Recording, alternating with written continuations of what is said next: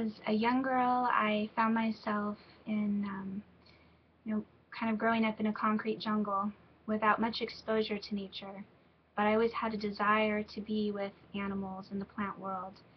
And I would go and find berries on bushes and gather them, and I'd find bowls and kind of like a fake mortar and pestle setup, and I'd go under carports with my best friend, and we would pretend to make medicines and smash the berries up and add leaves to them and make our own little brew, and we'd add water and stir it up like we were making some kind of a herbal concoction. So I always had this desire to know more, and I felt like that came from, there's a wider consciousness that exists in this world that we can tap into of knowledge, and people that have been following this path of, herbal wisdom, they carry this knowledge with them and they pass it down grandmother to granddaughter over time.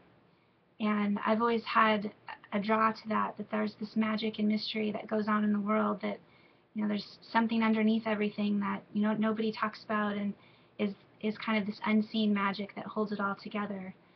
And as a young adult, I would be interested in exploring that further. So I found Kabbalah and some sort of like the cult type of magic and witchcraft, expressions of that wisdom. And as a young adult, I realized that there's more to it than just the magic, the quote-unquote like Wicca, cultish magic, that there's actually real magic that goes on in the world, that herbs can bring that healing. Herbs offer this healing as both seen and unseen. They have this power to heal you even when you're with them out in nature.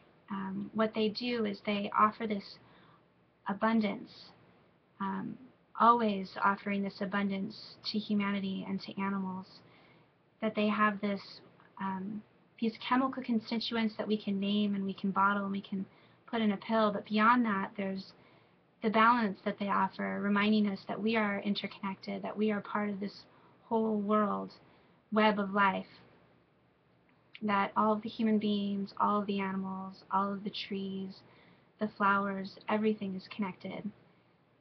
And they're just a reminder of that. And I'd also like to mention too that, as part of the unseen and the seen, that there are other parts of the plant that we can use regardless of the chemical constituents. There's the essential oils, there's the flower essences, and like I said, just being in wonder and awe of these ancient herbs and ancient plants and how they've evolved over time. So I think that's how I've been drawn to them, the magic and the wonder and the mystery.